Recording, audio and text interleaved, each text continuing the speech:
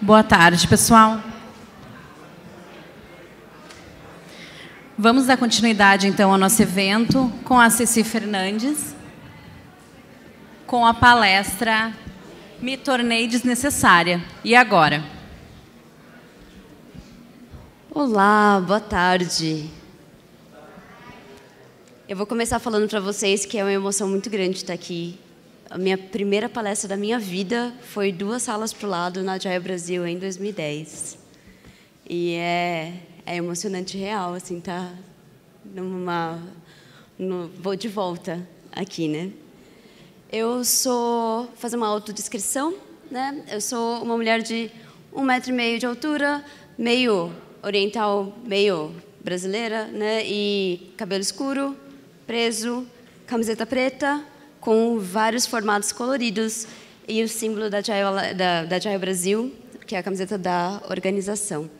Aproveitar também para agradecer as nossas intérpretes de Libras que estão com a gente, né? E aí, sim, vamos falar um pouquinho sobre se tornar desnecessária, né? Para começar a palestra, eu queria saber isso de você. Enquanto você está aqui durante 3 dias, talvez um pouco mais aí. O seu time vai rodar retro? Ou planning? Eles vão ficar te esperando para rodar um negócio que todo mundo sabe rodar porque já fez 50 vezes na vida? Né? E esse é o assunto aqui que eu quero trazer para vocês quando a gente fala sobre me tornei desnecessária e agora. Né? Então, explorar um pouquinho o que é esse negócio, o que é essa necessidade ali, que eu quero dizer quando eu falo sobre me tornar desnecessária, né? Necessária para quem? E falar um pouquinho sobre o que me tornar desnecessária de novo, acabou abrindo de oportunidade. Espero que seja rápido, né? A minha fala aqui, eu não pretendo gastar o tempo todo para a gente poder bater um papo. E fica o convite também de bater esse papo lá nos Open Spaces depois. A gente me para no corredor e tal, eu estou mais no corredor do que nas salas de palestras, de toda forma, em qualquer Agile Brasil que você me encontrar, ou qualquer conferência que você me encontrar. E eu gosto de falar com pessoas. Se ficar sem graça, você para do meu lado, sorri para mim, eu vou falar com você, tá tudo bem. Beleza? Então, tá bom. Por que a gente está aqui? Eu queria ouvir já uma pessoa de vocês. Por que você está aqui? Por que você veio para essa sessão aqui, dentre as 6 que estão rolando ao mesmo tempo? Para aprender o quê? Sobre como me tornar desnecessário. Mas qual que é a necessidade? Assim? O que estava doendo? Não compartilhar o conhecimento, centralização, que a gente ouve aqui, né? Beleza, gente, obrigada. Eu queria começar aqui explorando também quanto do seu tempo e esforço é trabalho repetitivo. Você já parou para fazer essa conta? Que ela é uma conta bem assustadora quando a gente para fazer ela pela primeira vez na vida ali e percebe que, sei lá, das 40 horas, vou fazer uma semana canônica de 40 horas, das 40 horas que você trabalha, 20, 30 às vezes são trabalho repetitivo que você está fazendo e tem 10 horas só de trabalho criativo na sua semana. Eu comecei a fazer isso, fazer esse tracking ali, começar a ver realmente, né? A gente acabou de sair de uma palestra sobre analisar os dados, certo? Analisar o seu próprio calendário te dá uma boa noção de quanto do seu tempo e esforço é trabalho repetitivo e chega a ser assustador, né? Precisa mesmo de tanto tempo e esforço em trabalho repetitivo? Quando eu estou falando de trabalho repetitivo aqui, tipo de coisa, vai lá, no dia a dia. Vou facilitar, primeiro exemplo que eu dei, né? Facilitar as reuniões do meu dia a dia ali, facilitar as reuniões do meu time. Tem atualizar a planilha. Sabe aquela planilha que só você atualiza? Você tem, né? Ali, ó. Quase todo mundo tem uma planilha que só você atualiza. Construir um certo report, ali, um certo relatório, que é sempre do mesmo jeito, mas é você que constrói todas as vezes. Né? Fazer uma listinha disso aí, gente. Especificamente, eu estou interessada em trabalho repetitivo que depende de você. Depende de uma pessoa, que tem um ponto de falha. Quer dizer, o dia que você não está lá, ele não acontece. Né? Isso aí a gente chamava, lá nos princípios da agilidade, né, de truck factor, fator trator ou fator caminhão, como você preferir traduzir. E quando você tem truck factor 1, significa que se uma pessoa for atropelada por um caminhão, a coisa toda para de funcionar. Você pode falar ganhar na loteria, funciona também, né? Se a pessoa sumir no dia seguinte, a coisa para de funcionar. E aí, a minha pergunta é também para vocês, de novo.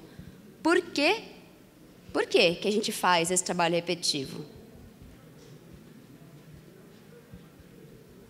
Não ouvi, desculpa. Ninguém tem? Não tenho tempo de melhorar o processo porque a gente está sempre ali no dia a dia e tocando as coisas. É engraçado, né, como a gente fazer esse trabalho impede a gente de parar de fazer esse trabalho no longo prazo ali. Né? Tem essa parte de realmente não conseguir o tempo, não conseguir abrir espaço ali, né, dentro da nossa cabeça para conseguir fazer melhorias, o que é meio engraçado, dado que a gente é agilista e a gente ajuda todo mundo a fazer exatamente isso. Né? Também tem um certo apego, né? Eu tenho isso às vezes. Tem aquela reunião ali, sei lá, pós-mortem, minha nova reunião favorita. Né? E aí é muito legal de facilitar pós-mortem. E eu vou fazer melhor do que as outras pessoas que nunca fizeram. Né? E aí você tem esse apego aqui, é meu. Eu vou facilitar, porque eu vou fazer isso melhor e tudo mais. A outra coisa que acontece bastante ali, eu acabei conversando com um bocado de gente para montar isso aqui, né? Organizar os pensamentos e trazer essa sessão. É status, é um poder que, por mais que ele não seja declarado, ele é um poder que está lá. Se você é a única pessoa que pode fazer aquilo, ou que sabe fazer aquilo com uma certa qualidade, isso te dá um certo status, te cria realmente, né, uma dependência da gente ali. E eu acho que se a gente for parar para pensar e a gente for aprofundando ali, também tem pelo menos um tiquinho, talvez um monte, né, da parte inconsciente da coisa, que é um instinto de autopreservação. Certo? Porque se eu sou desnecessária, por que vão me manter nessa empresa? Né? Por que vão me manter nesse time? E isso assusta. Talvez seja isso, inclusive, a maior parte da razão pela qual a gente faz trabalho, ou a gente se torna necessário ali, uma peça fundamental do nosso time. Né? Um certo medo de ser insubstituível. Eu não quero ser essa pessoa, mas é você. A gente tem medo de ser insubstituível, mas todo mundo é. Eu vou deixar assentar um pouquinho. Beleza. Galera, todo mundo é substituível e a gente nota isso quando aquela pessoa que era a pessoa fundamental sai da empresa e a empresa continua funcionando. Ela cambaleia um pouquinho, mas ela continua funcionando. Tá tudo bem. Né? A gente é substituível mesmo. E outra, né? Quem é que quer ficar fazendo trabalho repetitivo igualzinho para o resto da vida? Bom, eu não quero. Tá lá. Torna-se desnecessário, eu acho que é a mensagem principal aqui, mas eu queria que vocês fizessem isso de uma forma ativa, certo? É ativamente se tornar desnecessário. Se tornar desnecessário acontece se você for continuando fazendo a coisa ali, uma hora acontece. Mas é diferente quando a gente faz isso de forma ativa. Né? E quando eu falo que ativamente se tornar desnecessário, outra dessas verdades ali, né? O dia da palestra das coisas que depois vamos pegar só esse trechinho aqui assim e virar GIF, essas coisas assim, né? É que a agilista nem devia existir, tá? Assim, para ser bem honesta, gente, a gente está ajudando as pessoas a pensarem em como é que elas melhoram a forma delas de trabalhar e fazem o trabalho delas melhor. A agilista não devia existir. A agilista existe porque a gente precisa ainda de pessoas que tragam a provocação, de pessoas que tragam ali, façam a gente pensar fora da caixa, fazer coisas diferentes ali. E aí, quando a gente olha para vários de nós ali, né, eu inclusive, certo? Em várias épocas da vida, que existia para rodar o mesmo processo, de novo, de novo, de novo. Para que eu sirvo? Eu venho de desenvolvimento de software. Quando a gente vai fazer a mesma coisa, de novo, de novo, de novo, o que a gente faz? Né? a gente programa o negócio. Um robô faz pra gente depois, né? O nosso programa que executa pra gente depois. Então, tá lá. E aí, eu parei para pensar nisso aqui. Isso é um assunto que vem na minha cabeça faz um tempo. E eu resolvi mandar para a Agile Brasil dessa vez. Teve uma peça que eu fui uma vez, muito interessante, bem filosófica e tal. E aí a pessoa estava falando sobre as regras, né? E uma frase ali ficou bem marcada para mim, que a moça falou assim: a regra que serve para preservar a si mesma, a própria regra, é uma regra perversa. Certo? Ela é perversa no sentido de ela não agrega para o resto ali, ela serve para se preservar. E aí, isso aqui ressoa tanto na minha cabeça, e vira e mexe eu volto, eu tenho as anotações dessa peça, eu fui lá e escrevi no escuro, assim, no meu caderninho, várias frases dessa peça, mas eu levo isso muito para minha carreira, troca por agilista. Né? A agilista que serve para preservar o espaço de agilista, o que isso é também? Você não esperava isso quando você veio assistir essa palestra, né? Foi mal, assim. Tá bom. Na minha opinião ali, certo? Que quando a gente sobe aqui no palco é para dar opinião, né? E eu espero que você considere isso de todos os palestrantes. O que a pessoa traz para cá é a visão de mundo deles, né? É a opinião deles. É que o nosso trabalho, quando é feito excelentemente, ele faz com que a gente se torne desnecessário. O nosso trabalho de agilista, certo? O nosso trabalho de pessoa que mexe com melhoria, quando a gente faz ele excelentemente, a gente deixa de ser necessário. Quando a gente faz ele bem, talvez a gente continue sendo necessário. Quando a gente faz ele excelentemente, a gente deixa de ser necessário. Mas eu não quero que você saia daqui deprimido, certo? A coisa é assim, sempre tem outro trabalho para fazer, veja. Esse trabalho que você está fazendo e está repetitivo e tudo mais, ele pode ser de outra pessoa por um tempo, e aí de outra pessoa por um tempo. E esse não ter que fazer o mesmo trabalho repetitivo de novo, de novo, de novo, é o que permite que a gente alce outros voos ali, né? Faça coisas bem diferentes ou coisas muito mais interessantes. Assim, tá bom, muito bonito na teoria, certo? Mas e na prática, né? E aí, eu fui tentar anotar todos os chapéus que eu usei na carreira. E não coube, né? Num papelzinho ali. Mas não é uma carreira muito extensa, certo? Eu tenho 15 anos na área, aqui. E na área que eu entendo, tipo, desde desenvolvimento de software em diante. E aí, nessa área foi desenvolvedora, ágil, desde pequena, é ótima, né? Sou.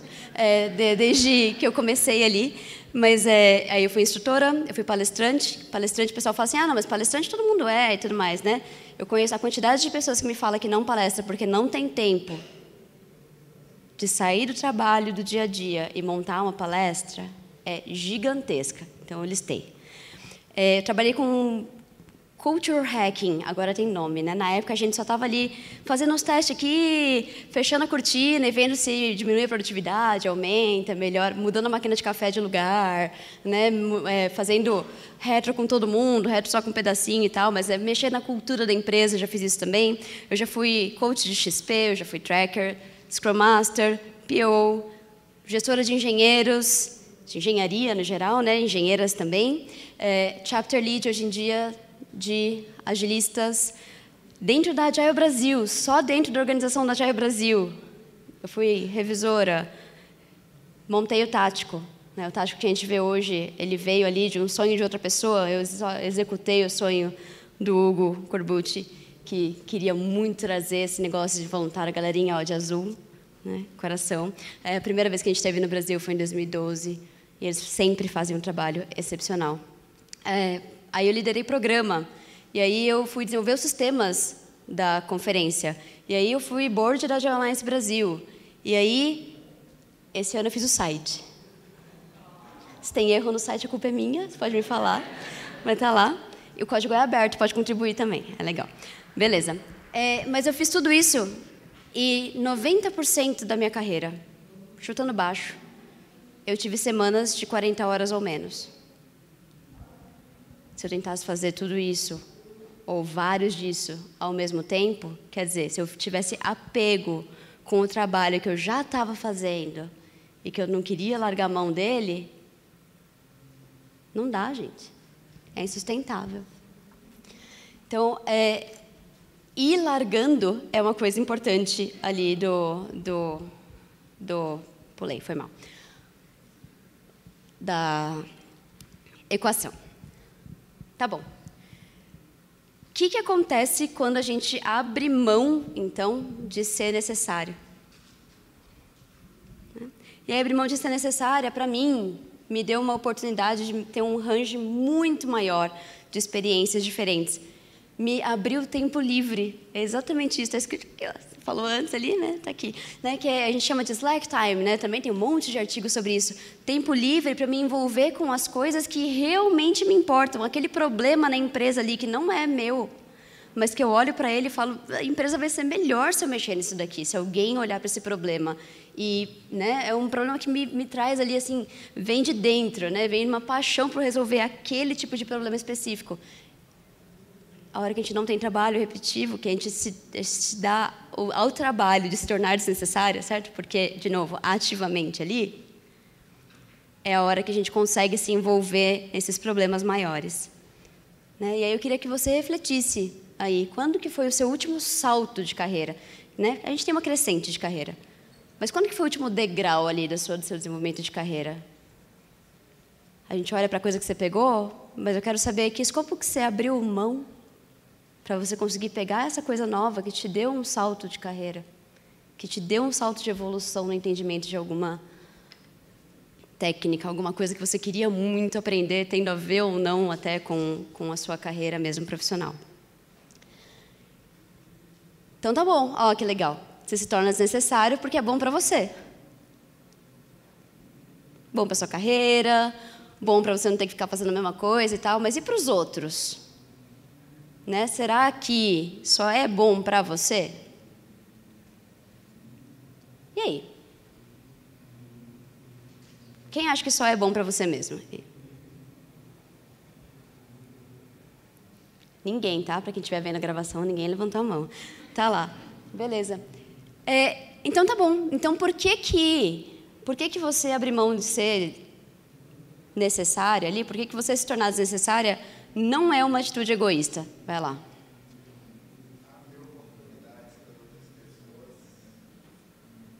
Eu vou mostrar isso aqui. Está escrito, abre oportunidades para outras pessoas. A primeira linha, né? Isso é muito bom. Assim. Que mais?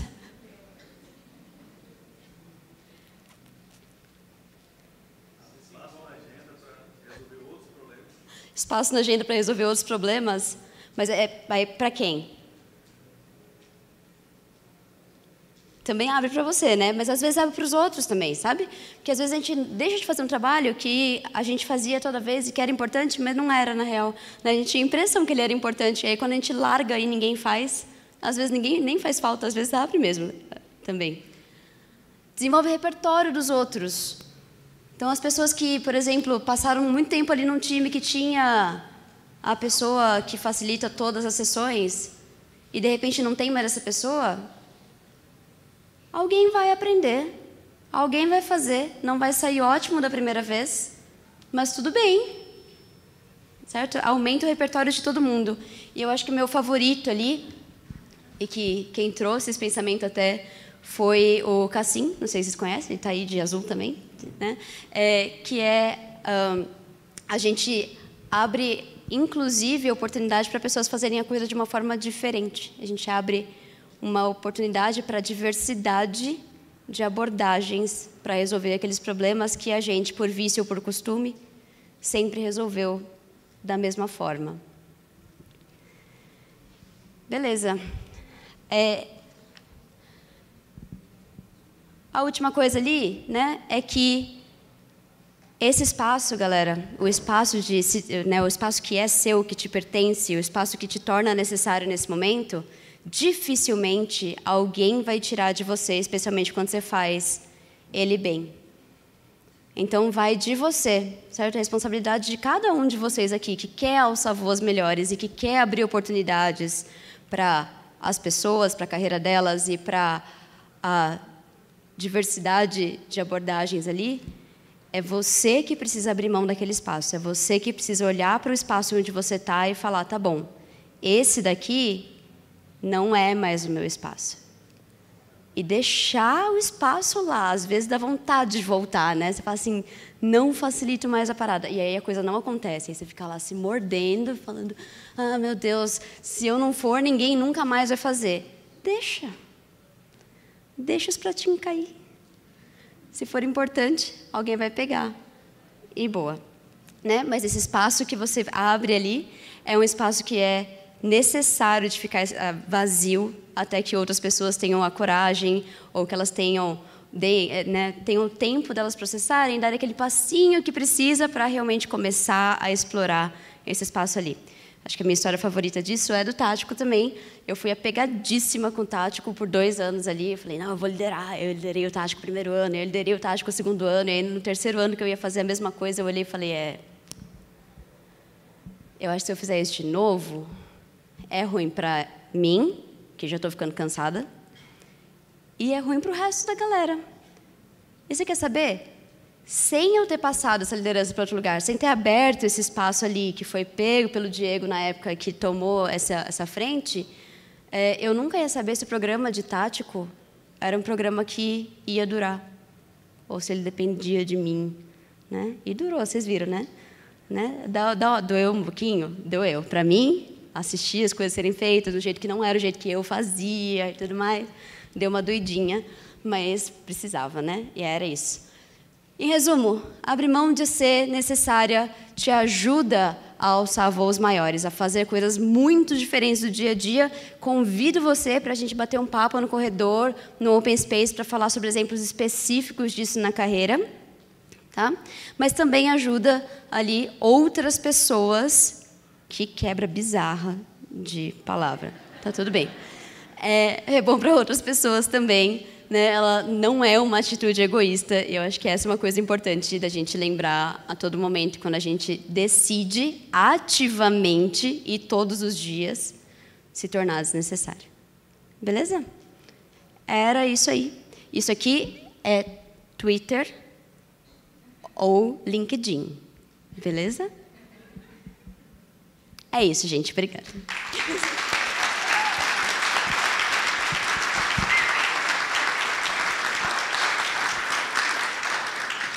Maravilhosa, Ceci, né? Pessoal, acho que ainda tem tempinho para algumas perguntas. Umas 2 perguntas, talvez. Alguém quer? Levanta a mão, eu chego aí. Tem o Vladson lá atrás. Deixa eu ir lá.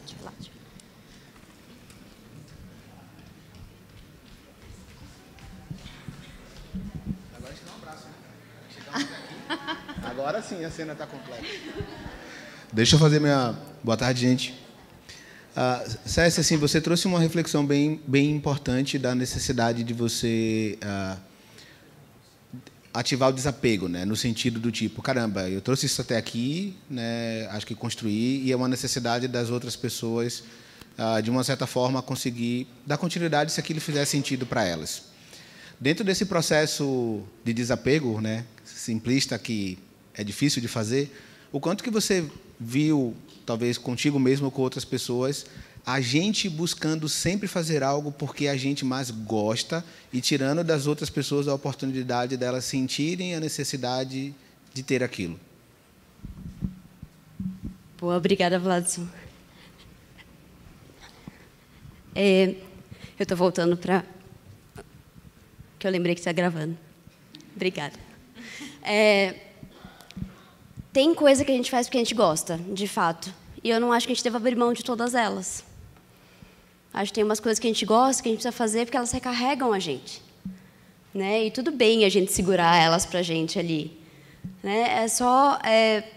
Nem todas as coisas a gente pode segurar. Então, eu acho que eu vejo bastante isso acontecer de uma forma inconsciente, da gente continuar fazendo a coisa que a gente gosta sem se perguntar se faz sentido ainda eu continuar fazendo essa coisa específica. Se essa coisa aqui eu gosto, mas não me recarrega, eu abro mão dela muito fácil. Se essa é uma coisa que eu gosto e isso me ajuda a ter uma semana melhor e tal, essas eu mantenho.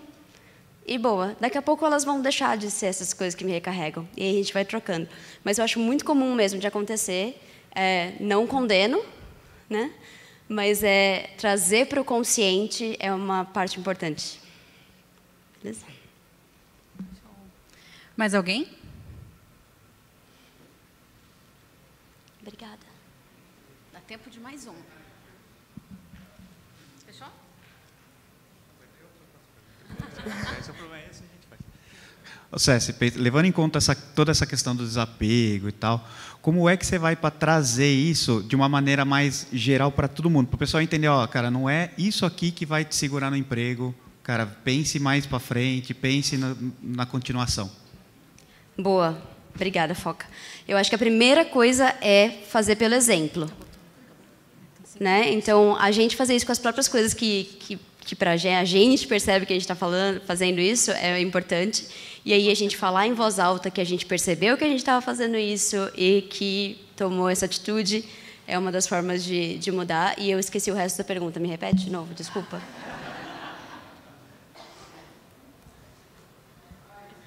De como você conseguiria espalhar isso de uma forma que as pessoas também entendessem, sabe, que não vai segurar o emprego por causa disso.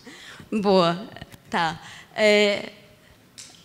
Eu acho que depende muito do contexto, né? Desculpa a resposta consultora, porque às vezes segura mesmo o emprego, né? Mas o segurar o emprego é um emprego meio triste, né? Porque é a coisa que você vai fazer de novo, dia da marmota, né? Você não consegue mais sair daquilo. Então, eu acho que mostrar para as pessoas o potencial ali do que outras coisas que ela pode fazer ajuda a sair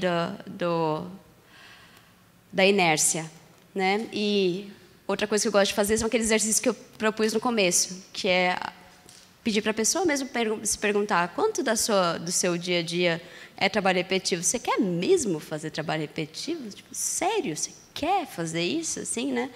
E para passar para frente, eu acho que dá para fazer um workshop e tudo mais, mas eu acho que, pelo exemplo, é a forma que funciona mais fácil, na real. Perfeito. Muito obrigada, Ceci. Agradeço a todos vocês pela presença. Peço que deixe feedback na saída. Muito obrigada.